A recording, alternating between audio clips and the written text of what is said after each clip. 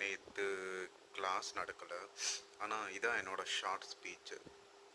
So meditation வந்து it பாடி மைண்டில் பண்ணுறது கிடையாது. அது வந்து ஒரு அன்னோன் ஃபீலிங், அன்னோன் ஸ்டேட்டுக்கு போகிறது தான் மெடிடேஷன். நான் ஏன் அன்னோன் சொல்கிறேன்னா, it is not to experience something materialistically. Meditation வந்து பாடி மைண்டு தாண்டி you go into a sharp, அந்த ஷூன்யா சொல்லுவாங்க, இஸ் அன்னோன் ஸ்டேட் எக்ஸ்பீரியன்ஸ் பண்ணுறது தான். அந்த ஸ்டேட்டில் நீங்கள் இருக்க மாட்டீங்க, உங்கள் பேர் இல்லை, சொசைட்டி இல்லை, எதுவுமே இல்லை.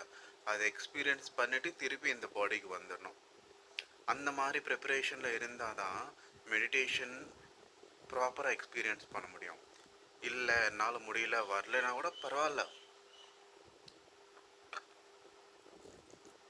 ஒரு ட்ரஸ்டில் போயிட்டே இருக்கணும்.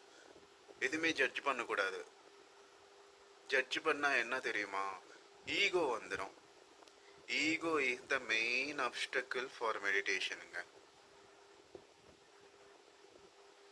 ஸோ ஈகோ வந்து அந்த வேல்யூம் குறைக்கணுங்க. அது it shut down the value. நிறைய ஈகோ இருந்துச்சுன்னா திருப்பி அந்த மைண்டில் யோசிச்சுப்பீங்க, ஜட்ஜ் பண்ணுறது, இது ஒன்றுமே இல்லைடா இதில்.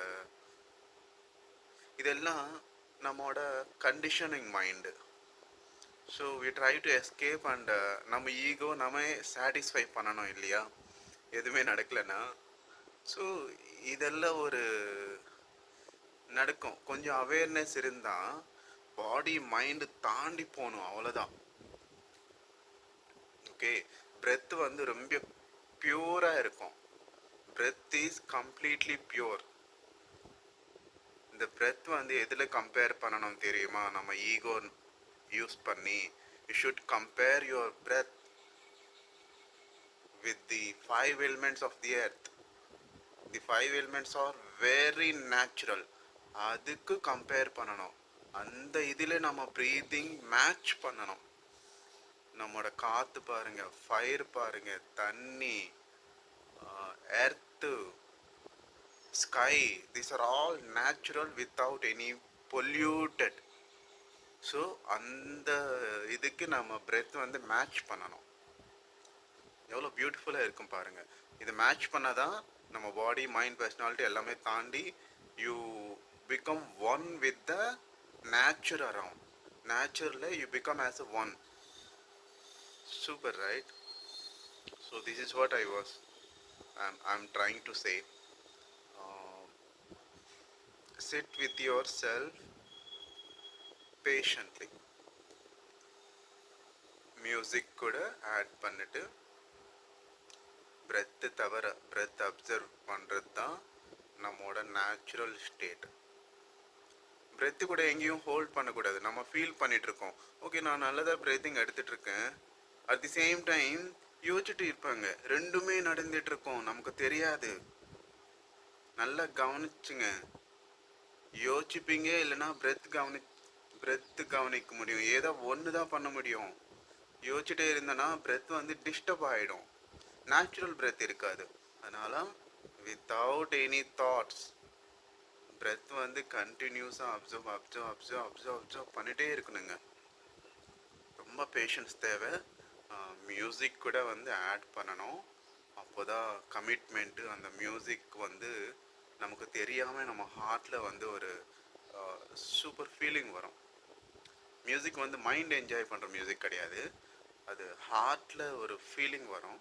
ஸோ மியூசிக் என்ஜாய் பண்ணிவிட்டு பிரெத் அப்சர்வ் பண்ணி கொஞ்ச நேரம் நம்மோட பர்சனாலிட்டி, நம்மோட ஹேபிட்ஸ்லேருந்து ஒரு ஜீரோ ஸ்டேட்டுக்கு போயிட்டுருக்கோம். கொஞ்ச நேரம் தான். அந்த ஜீரோ ஸ்டேட்டுக்கு எப்படி போகணுன்னா பிரெத் அப்சர்வ் பண்ணணும், எதுவுமே ஜட்ஜ் பண்ணக்கூடாது. 30 மினிட்ஸ் 1 ஹவருக்கு அப்புறம் திருப்பி இங்கே வந்துடலாம். எதுவுமே எக்ஸ்பீரியன்ஸ் பண்ணலன்னா ஓகே தான், நம்ம கரெக்டாக பண்ணிட்டோமா இல்லையா செக் பண்ணிட்டே இருக்குங்க. ப்ரீதிங் வந்து நிறைய பேர் வந்து நேச்சுரல் ப்ரீதிங் அலோ பண்ண மாட்டாங்க. உள்ளே வந்து தெரியாமல் ஒரு ஸ்ட்ரெஸ் ஆன்சைட்டினால இன்ஹலேஷன் கூட சரியாக எடுத்துக்க மாட்டாங்க. அதனால நேச்சுரல் இன்ஹலேஷன் நேச்சுரல் எக்ஸலேஷன் பக்காவாக இருக்கணும். ரஷ்ஷாக பண்ணுறது அது செக் பண்ணிக்கணும். நமக்கே தெரியும் இது நேச்சுரல் பிரெத்தா இல்லை நான் ஏதாவது ஆட் பண்ணிட்டுருக்கேன்னா. ஸோ அவ்வளோதான் சொல்ல வரேன். Hope you understand. Thank you, friends.